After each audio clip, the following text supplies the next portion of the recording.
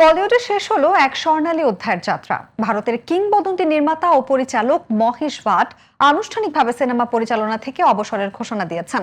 প্রায় 5 দশকের ক্যারিয়ারের ইতি টেনে তিনি জানালেন, বর্তমান চলচ্চিত্র শিল্পে সৃজনশীলতার স্বাধীনতা আগের মতো নেই। এই নিয়ে বিস্তারিত থাকছে এবারের আয়োজনে।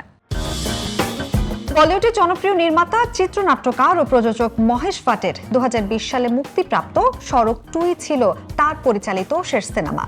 এরপর আর পরিচালকের চেয়ারে ফিরবেন না বলেও স্পষ্ট করে দিয়েছেন 77 বছর বয়সী এই চলচ্চিত্র নির্মাতা।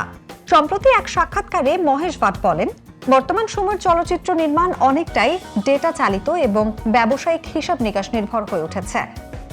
দর্শকের রুচি, অ্যালগরিদম, বাজার বিশ্লেষণ ও পরিসংখ্যানের উপর অতিরিক্ত নির্ভরতার কারণে নির্মাতাদের নিজস্ব কল্পনা, অনুভূতি ও শিল্পী সত্তার প্রকাশের সুযোগ ক্রমেই সীমিত হয়ে যাচ্ছে।